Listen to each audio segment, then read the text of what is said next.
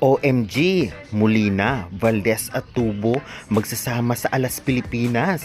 Tatlong magaling at veterans player na ito kasama daw sa first six. Thailand, Vietnam, Korea at iba pa, gugulatin nila. Kremlin Cool Smashers mukhang nagpalit na ng sports. Anong sports niya ito at anong pinaggagawa nila ngayong bakasyon ating pag-usapan?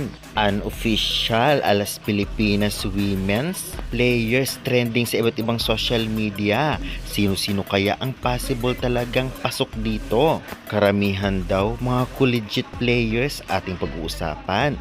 KKD at Dwight pinakilig ang fans nila. Ilang fans talagang nabash sila at sinabing Beldray daw ang mas sikat. Isa sa mga Farm Fresh Foxes players natanggal o umalis ngayon.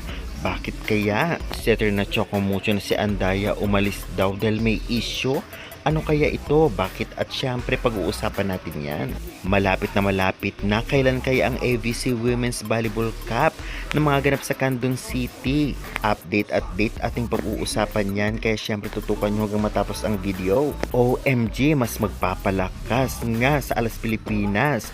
Erica Santos 100% nasasali na nga ba? Karamihan nga sa magiging part ng Alas Pilipinas ay galing daw sa college. Alas Pilipinas Men's, grabe na yung effort nila at training. PVL on tour, kailan kaya magsisimula ngayong 2026?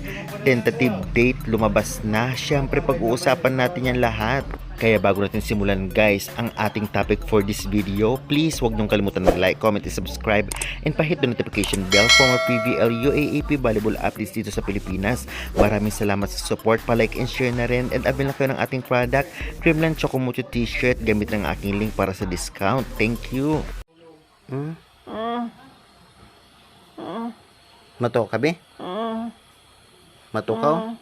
Guys, bago ang lahat, umihingi sana ako ng tulong sa inyo dahil sa aking kapatid na na-stroke at may CHD po o may butas ang kanyang puso dahil ang sobrang mahal po ng kanyang gamot, hindi namin kaya. Kahit piso o ilan lang ay okay na sa amin, malaking tulong na. Isa lang maliit na content creator lang ako at malaking tulong na sa akin kahit ilan po. At si Lord na po ang bahala sa inyo. Maraming salamat po pala dito nasa screen sa kanyang maliit na tulong. Shout out sa iyo, God bless po. At syempre nabili ko na po ng konting gamot yung binigay mo, dinagdagan ko na lamang po.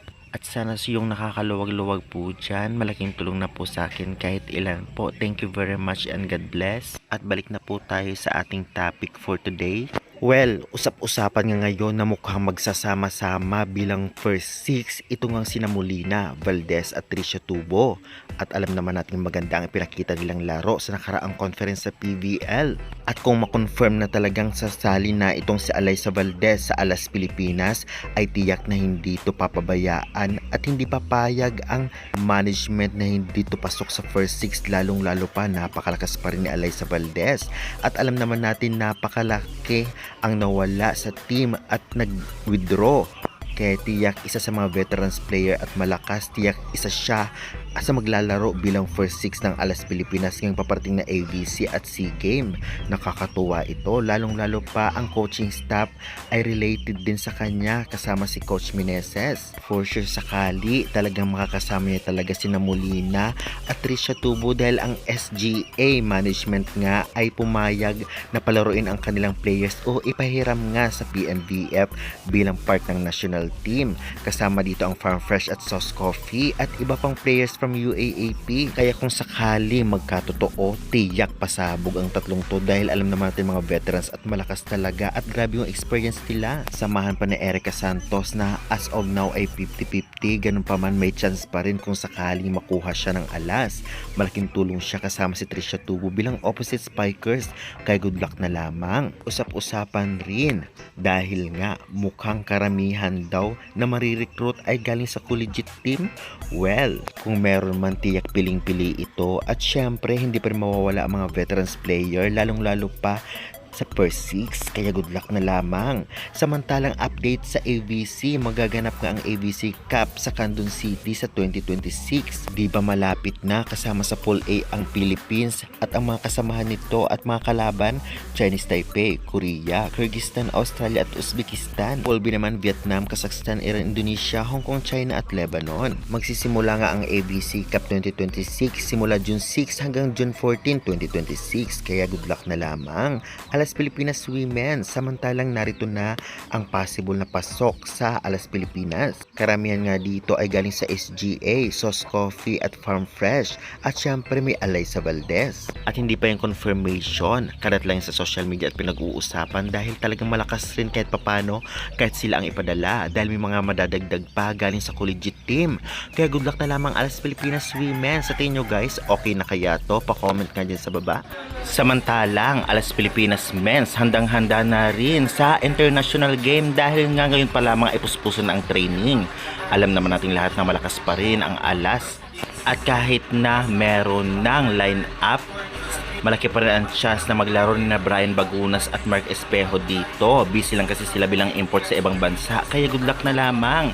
Samantalang Kremlin Cool Smashers may ibang pinagkakabisihan na nga ba, hindi na nga ba pagbabalibol ang kanilang trip dahil nga kitang-kita naman natin ang latest update nila o upload nila sa kanilang mga social media account na naglaro sila ng ibang sports. Ito ay ang pickleball. Kitang-kita na talaga namang seryoso at enjoy sila sa kanilang bagong sports na talagang nilalaro dahil wala pa naman volleyball. Kaya good luck na lamang Kremlin Cool Smashers at enjoy. Samantalang nabash at pinakilig din ang ilang fans nito nga nina Dwight at KKD na pa-comment at kinilig sa kanilang pa-date. At hindi pa rin sila nakaligtas sa basher dahil daw si Beldray daw ang masikat kaysa sa kanila. Well, dead man na lamang ang magkopol. Kaya guys, kinilig din ba kayo sa latest update post nitong si KKD sa kanilang pagsasama na Dwight at itong si KKD? Pa-comment nga dyan sa baba. Players ng Choco Mucho na si Andaya at isa sa mga setter nito umalis daw dahil daw hindi lang pinapalaro o hindi kasama sa first 6 o hindi babad. Grabe, nagtampo na ata itong si Andaya dahil kitang-kita naman natin na limited lang ang kanyang paglaro sa Choco Mucho. Baka na inip at umalis. Ganun pa man, syempre, supportahan na lang natin at irespeto ang kanyang desisyon. Samantalang Del Palomata latest update, nasa Aklan sa kanilang probinsya. Nag-igib nga ito at talagang nagwalay sa kanyang bahay doon kasama ang family. Grabe, kitang-kitang walang kaarte-arte itong si Del Palomata at talagang nagla-live pa siya. Nagbablog para naman makilala lalo ng tao.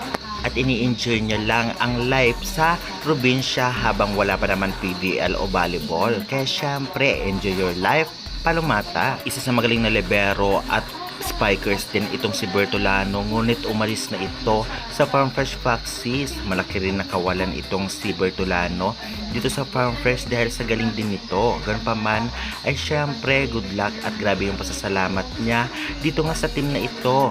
Good luck na lamang kung saan siya mapupuntang team.